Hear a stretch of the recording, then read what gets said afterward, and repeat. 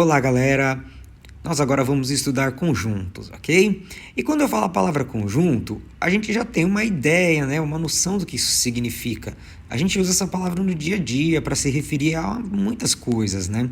E nós vamos pegar esse conceito agora e vamos colocar ele dentro da matemática, né? Vamos ver o que significam os conjuntos agora dentro da matemática. O que não deixa de ser a mesma ideia do que a gente já tem, certo? Bom, para explicar melhor um pouco, né, essa parte dos conjuntos, nós vamos agora partir para a teoria dos conjuntos, ok? Para entender melhor a teoria dos conjuntos, eu vou usar aqui um exemplo, tá? Uma frase, algumas frases, tá? Nós temos aqui, então, um conjunto de carros, tá ok? E a gente pode falar o quê? Que o Fusca, ele pertence a um conjunto de carros. E então a gente pode falar o que mais? A gente pode falar que o Fusca ele é um elemento do conjunto dos carros. Então essa ideia aí, quando a gente fala isso, todo mundo entende o que quer dizer, né? Isso fica fácil de ser compreendido. E isso é uma coisa que é aceita, né, pela ideia. Então, isso daí, pessoal, que nós conversamos, que esse exemplo que eu coloquei agora, ele serve para a gente já ter aqui uma introdução sobre a ideia de conjunto, elemento e pertinência, né? Sem necessariamente fazer ali uma relação direta com a matemática, sem ter nada a ver com a matemática, né? Quando essa situação acontece, né, da lógica, isso recebe um nome especial, tá? O nome que isso recebe é axioma. O axioma, ele é o quê? Ele é uma ideia, é uma lógica que não precisa de cálculo para ser comprovada, né? Simplesmente ali pela ideia a gente já sabe que aquilo funciona, ok? Por que é importante falar isso? Porque dentro da matemática são raros os axiomas, tá? Tudo dentro das ciências, das ciências exatas precisa de uma prova matemática. O cálculo matemático ele é essencial para tudo. Ele é muito importante, muito, muito importante. Então, os axiomas são muito raros, tá? Tanto que tudo que comprova, tudo que faz funcionar os aparelhos, desde coisas simples de eletrodoméstico até coisas mais complexas como foguetes, tudo isso precisa de provas matemáticas para funcionar, entende? Então, assim, a gente tem aí como exceção os axiomas mesmo, tá? Somente, que são poucos os axiomas, e a gente vai estudar alguns deles. Os axiomas, para serem aplicados na matemática, precisaram ser organizados, né? Então, houve uma conferência mundial científica que decidiu, né, como seria representado esses axiomas. Então, a partir desta convenção que nós vamos agora aplicar os conceitos de conjuntos nas nomenclaturas e dentro dos padrões dessas convenções. Então, falando de conjuntos, agora nós vamos então entender como que a gente representa isso, tá?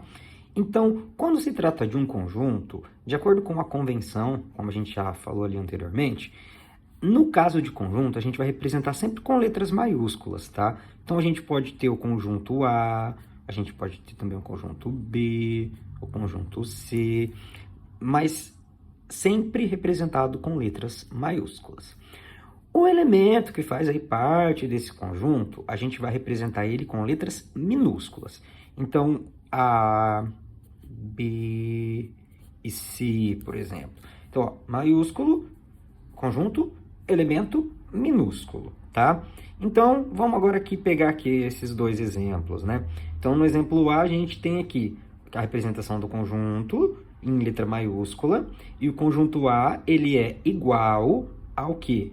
A 1, 2, 3. Então, esses são os elementos.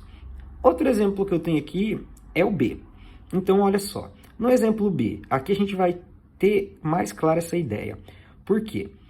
O B, ele está maiúsculo porque ele é o nome do conjunto, e o conjunto B é representado por quais elementos? É representado pela letra A, B, C. Então, aqui, essas letras aqui que estão neste conjunto, que representam, que são os elementos, ele aparece com letra minúscula, tá? Isso tudo determinado pela convenção lá dos matemáticos e cientistas, para que todo mundo pudesse aí, no caso, representar da mesma forma, quando alguém pegasse em outro lugar uma tese ou algo desenvolvido, pudesse dar continuidade, né, com mais facilidade. Então aqui a gente tem os exemplos de conjuntos, tá? E elementos.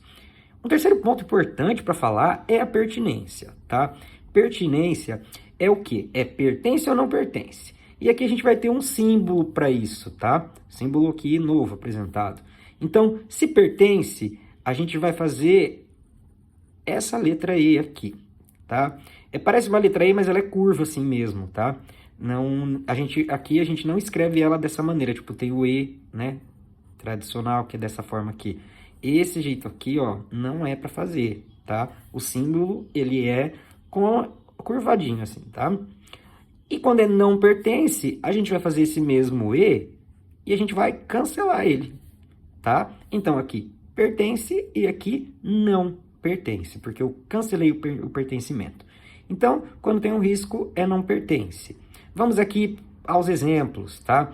Então, a gente tem aqui como exemplo, nós temos aqui que o número 1 pertence ao conjunto A, tá? Então, é assim que eu represento. Então, esse é um número, esse número ele é o quê? Um elemento e ele pertence ao conjunto A.